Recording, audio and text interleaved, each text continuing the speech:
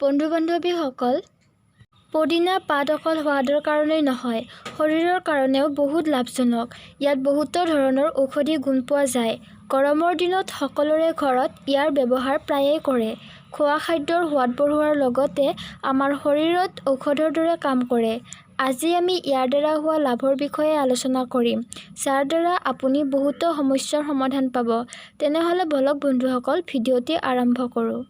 পদিনা পেটৰ সমস্যাৰ বাবে বহুত লাভজনক। যদি কেতিয়াবা আপোনাৰ ভালদৰে পেট ভিতৰৰ পৰা পৰিষ্কাৰ হোৱা নাই আৰু পেটত বিষ অনুভৱ হৈ আছে, তেনেহ'লে পদিনা এবিধ ঔষধৰ দৰে কাম কৰিব। আপুনি পদিনা পাত কেইপাতমান ভালদৰে পিচি পানীত মিলাই লওক আৰু পানীখিনি পি ল'ব। ইয়াৰ দ্বাৰা আপোনাৰ পাচন শক্তিও বাঢ়িব আৰু লগতে পেটৰ বিষো ভাল পাব। বন্ধুসকল, পদিনাৰ ব্যৱহাৰ সাধাৰণতে গৰম দিনত নেমুৰ ৰসৰ লগত মিলাই পি খোৱা যায়। কাৰণ এনেদৰে পি খালে গৰমৰ পৰা কিছু পৰিমাণে পৰিত্ৰাণ পাব পাৰি। মুখৰ পৰা ওলোৱা গোন্ধৰ পৰা পৰিত্ৰাণ পাবলৈও আপোনালোকে পদিনা পাত ব্যৱহাৰ কৰিব পাৰে। কিছুমান লোকৰ ভালদৰে ব্ৰাছ কৰাৰ পিছতো মুখমণ্ডলত গোন্ধ ওলায়। আপুনি ইয়াক আঁতৰাবলৈ পদিনাৰ পাত ব্যৱহাৰ কৰিব পাৰে। পদিনাৰ পাত কেইপাতমান লৈ আপুনি চবাই থাকিব। ইয়াৰ বাহিৰেও পদিনাৰ পাত ৰ'দত শুকুৱাইও ইয়াৰ ব্যৱহাৰ কৰিব পাৰে। লগতে ই হাড় মজবুত কৰাত সহায় কৰে। বন্ধু-বান্ধৱীসকল, পদিনাই হাড় মানে হাড়দি মজবুত কৰে। ইয়াত মেগনেছিয়াম তত্ত্বও পোৱা যায়, যি হাড়ৰ কাৰণে খুবেই প্ৰয়োজনীয়। আৰু আপুনি পদিনাৰ পাত চৰ্বি কমোৱাতো ব্যৱহাৰ কৰিব পাৰে।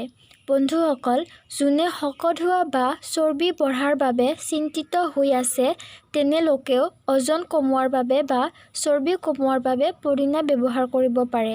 ইয়াত এনে কিছুমান ঔষধি গুণ পোৱা যায়, যিয়ে শৰীৰত জমা হোৱা চৰ্বি কমোৱাত সহায় কৰে। পদিনাত এন্টিবেক্টেৰিয়েল গুণ পোৱা যায়, যিয়ে ঘাঁ বা খুন ঠিক কৰাত সহায় কৰে। লগতে খজুৱতিও ঠিক কৰাত সহায় কৰে।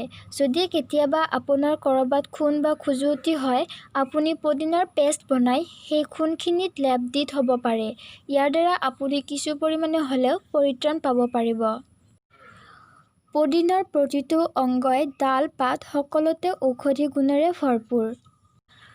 আপোনাৰ চৰ্দি লাগি থাকিলেও পদিনাৰ ৰস নাকত দিলে উপশম পোৱা যাব।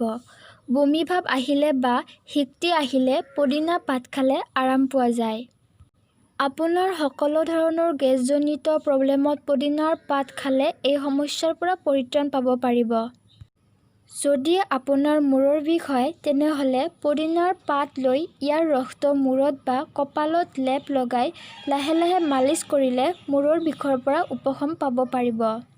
দিনত প্ৰায়ে ছালৰ ৰোগ হয়। এই ছালৰ বেমাৰ হ'লে পদিনাৰ পাত গা ধোৱা পানীত দি সেই পানীৰে স্নান কৰিলে ছালৰ ৰোগৰ পৰাও ৰেহাই পাব পাৰিব।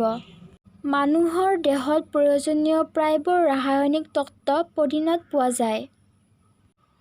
গতিকে বন্ধুসকল, এয়াই আছিল আমাৰ আজিৰ টপিক, য'ত আজি আমি আপোনাক ক'লো পদিনা অকল সোৱাদৰ বাবেই নহয়, শৰীৰৰ বাবেও খুবেই প্ৰয়োজনীয়। আশা কৰোঁ পদিনাৰ বিষয়ে জানিব পাৰি আপোনালোকৰ ভাল লাগিল। যদি ভাল লাগিল তেনেহ'লে লাইক, কমেণ্ট আৰু ছাবস্ক্ৰাইব কৰিবলৈ নাপাহৰিব। লগতে বেল আইকনটো ক্লিক কৰিব আৰু শ্বেয়াৰ কৰিবলৈও নাপাহৰিব। ধন্যবাদ।